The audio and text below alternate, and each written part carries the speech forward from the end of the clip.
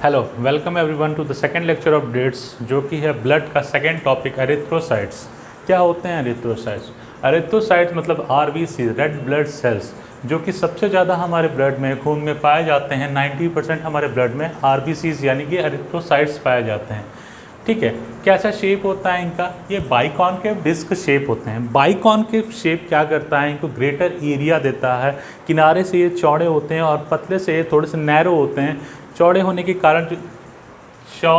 कारण क्या होता है? इनको एरिया ज़्यादा मिलता है और ये ज़्यादा से ज़्यादा क्या करते हैं? डिफ्यूज़ कर सकते हैं ऑक्सीजन को, ज़्यादा से ज़्यादा एरिया, सरफेस एरिया प्रोवाइड करेंगे, जिससे कि ऑक्सीजन बाइंड कर ले। और ये पतला बीच में नैरोअर होता है थोड़ा सा, क्योंकि ये आराम से स्क्वीज कर सके, हमारे कैपिलरी से, हमारे ब्लड वेसल से आराम से स्क्वीज कर सके। ठीक है, तो हम ये जान गए कि 90% ये हमारे ब्लड में होते हैं। और इनका शेप कैसा होता है? Disc shape, biconcave disc shape होते हैं।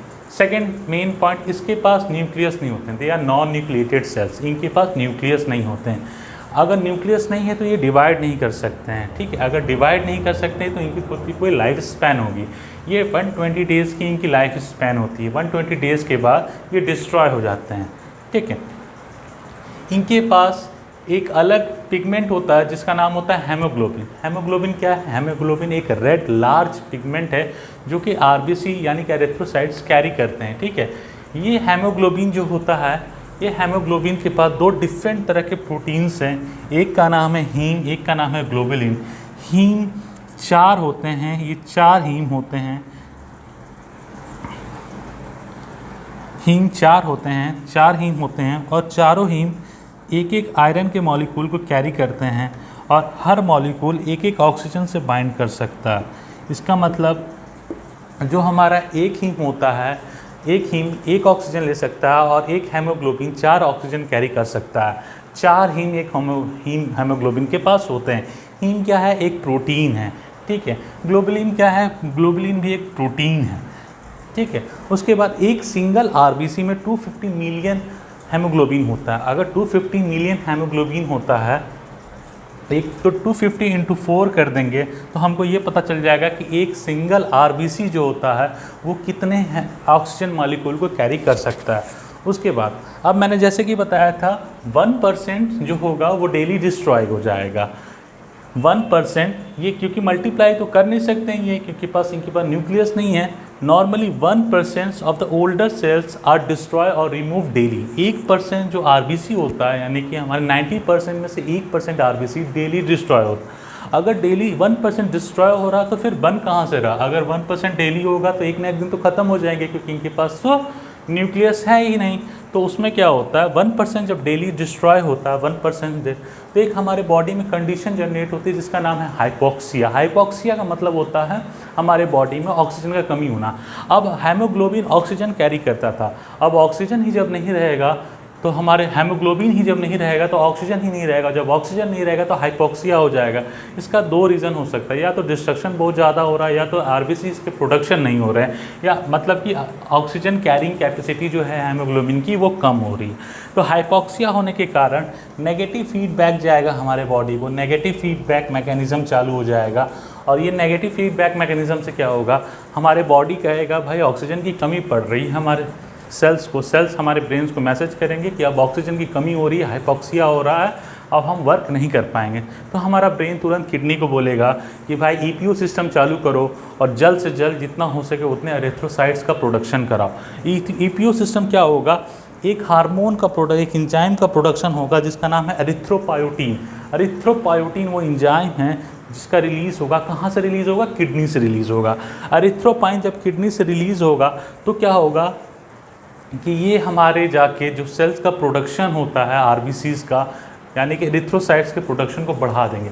और जो एरिथ्रोसाइट्स का प्रोडक्शन होता है इसको कहते हैं एरिथ्रोपायोसिस।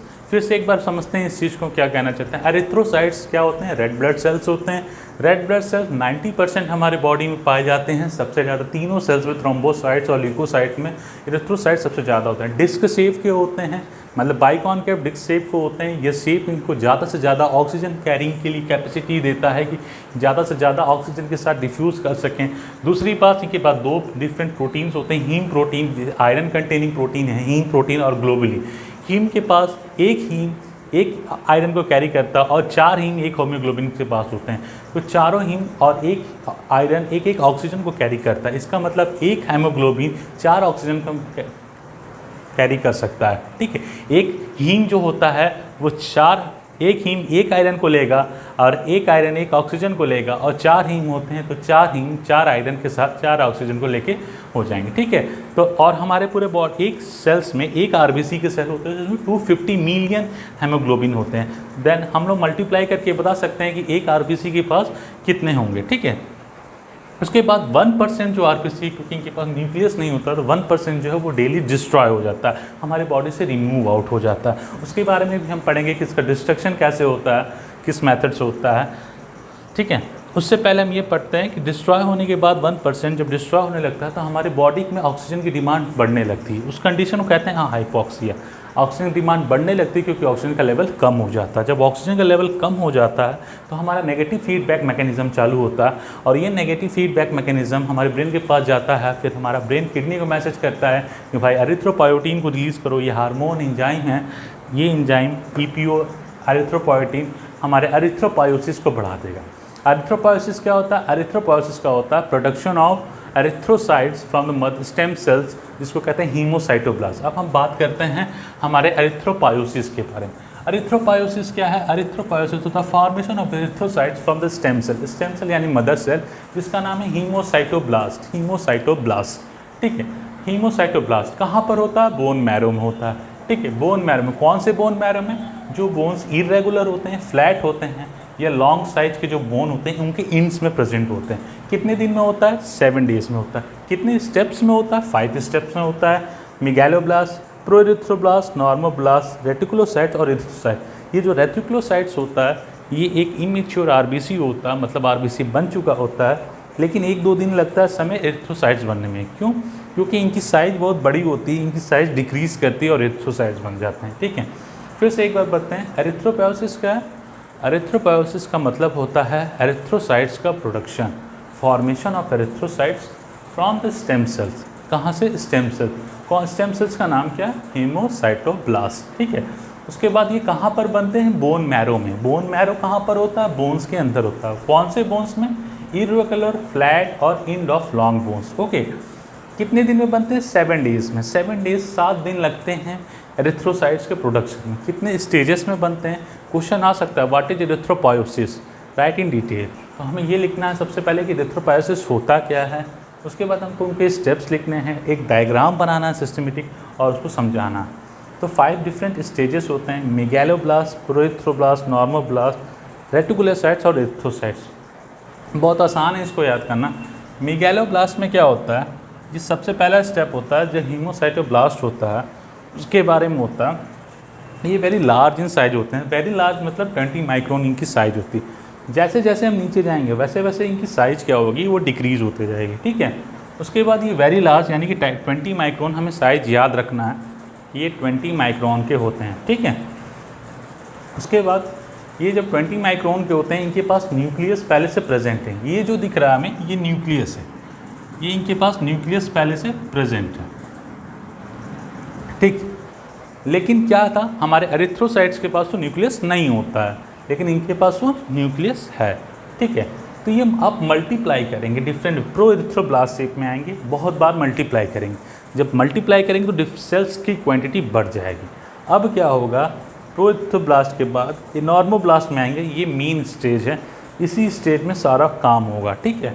क्या अर्ली होता है, इंटरमीडिएट होता है, लेट होता है। नॉर्मोब्लास्ट में भी 3 होता है, एक अर्ली नॉर्मोब्लास्ट, इंटरमीडिएट नॉर्मोब्लास्ट और लेट नॉर्मोब्लास्ट, ठीक है। अर्ली वाले में क्या होता है, अब 20 से 15 माइक्रोन इनकी साइज हो जाती है, और जो हमारा न्यूक्लियस होता है वो कंडेंस होने लगता है, यानी कि क्रोमेटिन का जो अंदर का मटेरियल होता है वो न्यूक्लियस धीरे धीरे दबने लगता है, सिकुड़ने लगता है, कंडेंस होने लगता है, ठीक है। उसके बाद इंटरमीडिएट में क्या होता है, साइज अब 15 से 10 से 12 हो जाए। जैसे मैंने बताया था, साइज हमें यहाँ से 20 से लेकर 10 तक जाना है, ठीक है। तो हमें ये याद है कि पहला 20 है, दूसरा 15 हो रहा है नॉर्मोब्लास्ट में अर्ली स्टेज में। उसके स्टेज होगा उसमें साइज 15 माइक्रोन रहेगी, लेकिन जैसे ही वो इंटरमीडिएट में आ जाएगा, न्यूक्लियस बहुत ज़्यादा कंडेंस हो चुका होगा, साइज 10 to 12 माइक्रोन हो चुकी होगी। फिर लेट नॉर्मोब्लास्ट में साइज 8 to 10 माइक्रोन हो जाएगी, और हेमोग्लोबिन होगा वो अपेयर होने लगेगा और न्यूक्लियस डिसअपेयर होने लगेगा, दिखेगा लेकिन अभी थोड़ा पॉइंट भर दिख रहा है, डिसअपेयर होने लग रहा है। फिर हमारा रेटिकुलोसाइट्स वाला स्टेज आएगा जिसमें कि न्यूक्लियस कम्प्लीटली डिसअपेयर हो चुका होगा और हेमोग्लोबिन कम्प्लीटली अपेयर हो चुका होगा। लेकिन ये इमेच्योर आरबीसीज हैं, इमेच्योर एरिथ्रोसाइट्स हैं। आफ्टर 1 to 2 डेज, 1 से 2 दिन के बाद क्या होगा, ये जो हमारा रेटिकुलोसाइट्स है वो इरिथ्रोसाइट्स में कन्वर्ट हो जाएगा, fully mature erythrocytes RBC cells बन जाएंगे। ये प्रोसेस है, इसको एरिथ्रोपोएसिस कहते हैं और ये बहुत ज़्यादा इंपॉर्टेंट है। इसके स्टेजेस इंपॉर्टेंट हैं, इसके 7 डेज़ में होते हैं, कहाँ बनते हैं और किससे बनते हैं, बहुत ज़्यादा इंपॉर्टेंट है। Okay, thank you. अगर आपको कोई भी डाउट हो या कुछ भी क्वेश्चन पूछना हो तो आप कमेंट सेक्शन में पूछ सकते हैं। Okay, thank you so much.